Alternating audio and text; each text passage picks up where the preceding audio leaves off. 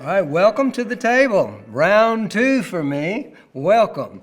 Today we're continuing our study in 2 Timothy chapter 3, verses 1 through 13. Last week we were really supposed to do 1 through 6, but that didn't work for me. We stayed on verse 1, as you can tell if you were here with us last week. We spent the whole time there, but I think we established a foundation that in these last days, perilous times shall come.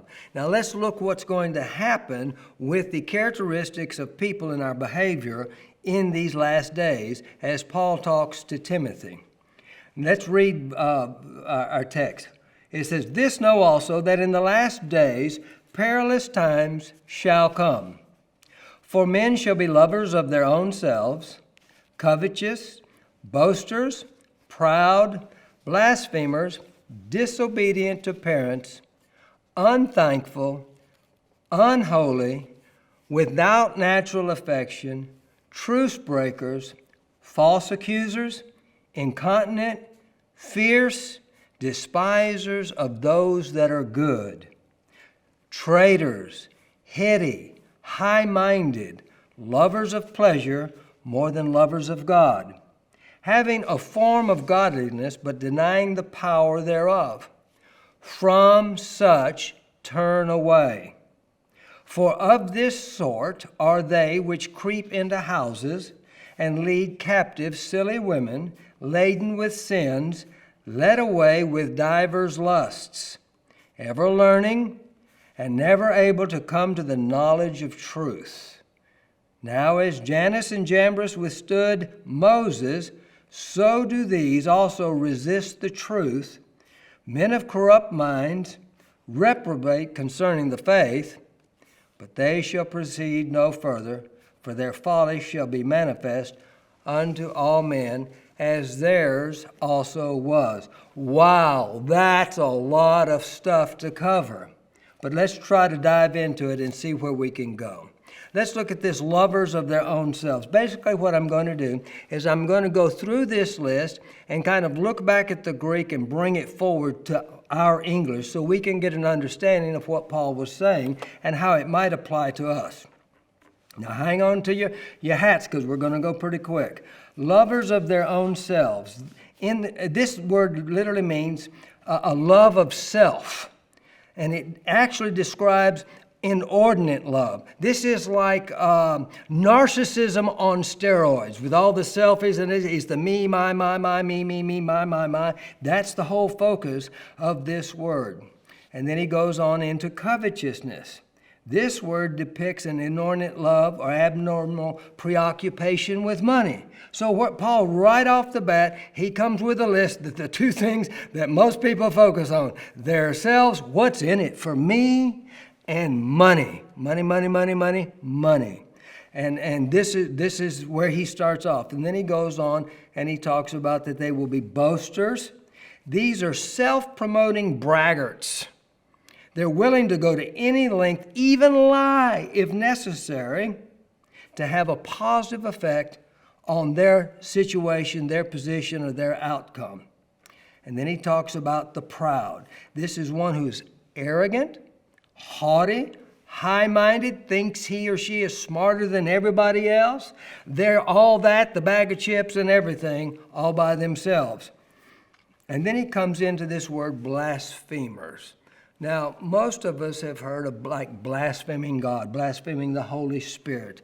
And this word is used for that. But it was also an ordinary word. In general sense, it was derogatory speech that was intended to defame or hurt or injure another's reputation. In a much broader sense, it included debasing, nasty, shameful, ugly speech or behavior intended to humiliate someone else. And if you look at our society today, that's rampant. And then we come to disobedience to parents. This word disobedience means unable to persuade, uncontrollable, no longer able to lead or exercise authority over their children. It's the lack or ability to persuade or lead. Now, if that doesn't look like what's going on in our schools and our colleges and our campuses and on the street today, I don't know what else does. We are there as far as being disobedient to parents, which leads us into being unthankful people. Unthankful people always leads to this type of attitude that has to do with, what's the word I'm looking for? When entitlement. Unthankful, ungrateful, you owe it to me. And that's exactly what's happening, and that's exactly what this group of people he's talking about. They at one time were thankful, but they've become unthankful, and it leads to this attitude of entitlement. And then we come to the word unholy. These are people who've lost their fear for God. Let that sink in. They've become ill-mannered, impure, unclean, lewd, indecent, crude, coarse, offensive. Does that sound like the times that we're living in? And then he comes to the phrase, without natural affection. This is talking about and referring to the fact of the breakdown of the family, the connectedness to the family, the devotion to family and family life. It's an absence of commitment to one's family, the loss of family affection. And that brings us into his next word, truce breakers. These are people who undo covenants. It pictures one who's covenant breaking. It's used to describe divorce, and it goes on literally to talk about irreconcilable differences. And this is one of the major excuses in divorce in our society in the last 50 years. We just can't get along. We're not meant for it. We're incompatible. We have irreconcilable differences. We're not meant for each other. Uncontested divorces. And this results in breaking covenants. And if you'll look at all of these things that we're going through, and we're going to continue with the rest of the list, I'd like to bring your attention to the fact that it's designed to break down the family. And when you break down the family, you break down the society. And when you break down the society at these local levels, then it goes to, like in our country, to the state and national, and then it even goes international. And that's Satan's design, that's his attack, that's his methodology. And Paul's saying that it's going to increase in these last days. Then we come to false accusers. These are slanderers. Actually, this word is a real interesting word. It's diablos. It's the same exact word where the Bible talks about the devil. He's saying in the end times, people are going to be like devils. They're slanderers, accusers.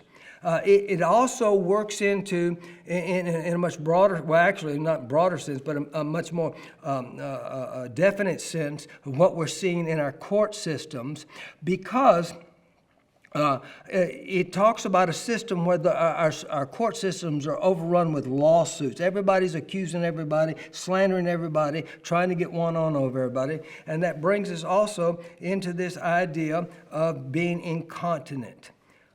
This is the inability to exercise control. It's lack of self-control, and it has to do with, it could do everything with habits, with addictions, with food, with whatever. It's the inability to practice self-control. And this next word Paul talks about is the word fierce. It means savage. It means those who are harsh, cruel, vicious, violent. We see that everywhere. It's across the board.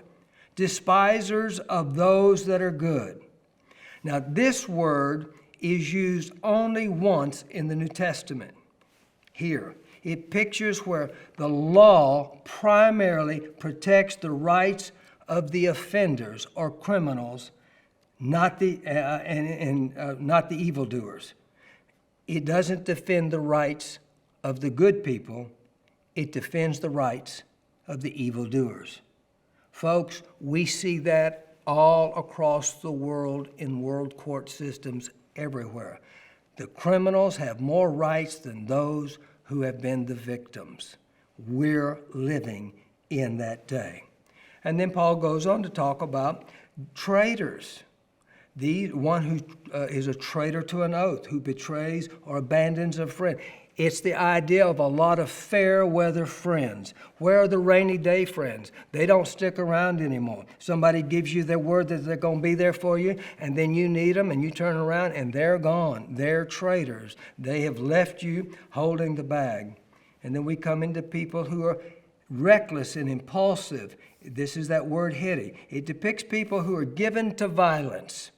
They enjoy violence. They become known for their violent, reckless, rash, emotional, and intemperate responses. They eat it up. That's what they live for. They like that. And then we come into people who are high-minded.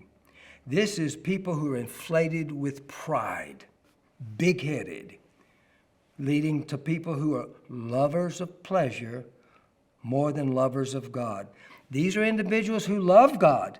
He's not saying that they don't love God. They love God, but they've gotten the cart before the horse, so to speak, and they love their pleasure more than they love God. And that's evident by what they do with their time. Then he says this, they have a form of godliness, but deny the power thereof. This word form is the word morphos. It describes an outward shape with nothing on the inside. It's a shell. There's nothing on the inside. It has a shape. It has a form, but there's nothing substantive on the inside. And this word godliness has to do with religion. In other words, you have all the trappings. You have all the right clothes. You have all the right words. You have the appearance of being very religious, but there's nothing to it. You don't allow it to change your life, denying the power thereof. And then Paul says this, and this is where so many people miss it. He gives a command. He says, turn away from these types of people. Have nothing to do with them. Paul knows that evil companions corrupt good morals. You tend to become like those you hang around. And Paul's saying this kind of person, the person who only has the trappings of a religious life, of a pious life, of a holy life, of a godly life, but they're really not that way, he says don't have anything to do with them.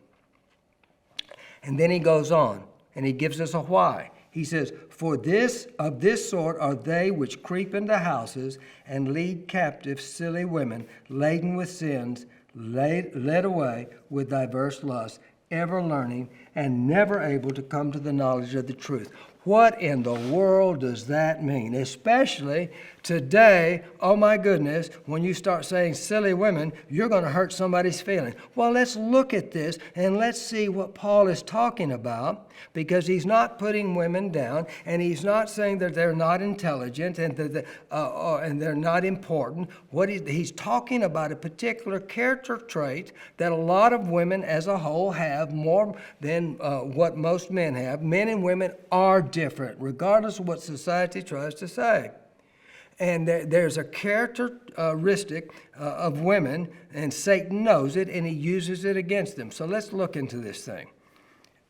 He says this, creeps into. This is a word that means, and he's talking about these men or these people, they creep in to homes. This word creep into, it's the idea of a stealth operation.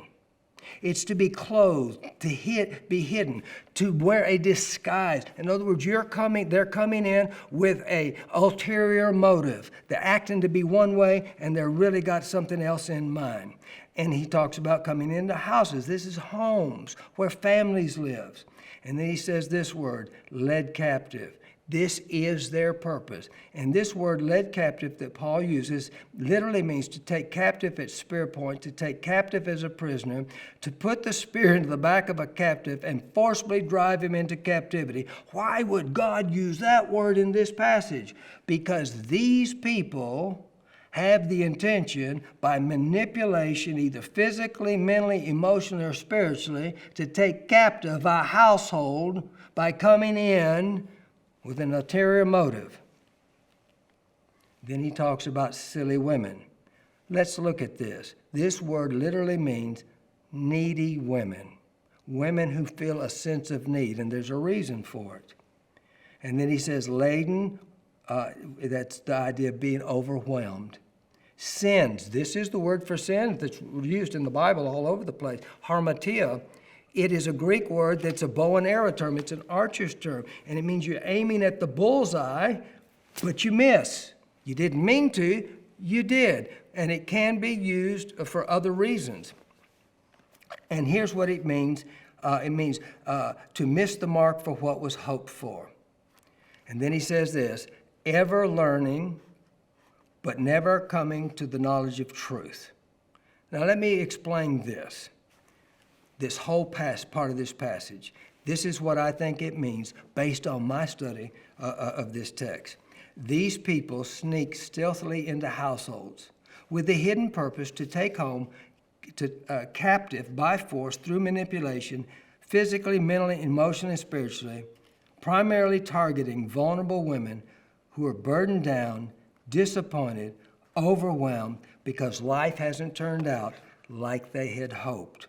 They're dealing with failures, problems, and disappointments, and they are endlessly looking for answers, insights, solutions to meet real needs and desires, but never coming to the truth, right answers, or solutions. And these, I call them sneaky snakes, come to these homes knowing this to take advantage and lead the family astray. And then he goes on in verse 8 and says, now as Jannes and Jambres withstood Moses, so do these also resist the truth. Men of corrupt minds reprobate concerning the faith, but they shall proceed no further, for their folly shall be manifest unto all men, as theirs was also. Now, next week when we come back, I'm going to take a little bit of time to go into Jannes and Jambres and discuss why in the world of all the people who would ever oppose Moses, way back when Moses was sent in by God to lead the children of Israel out of Egypt, why Paul would use those two men as an example of what I call sneaky snakes, come in to deceive and lead astray. Thank you for your time.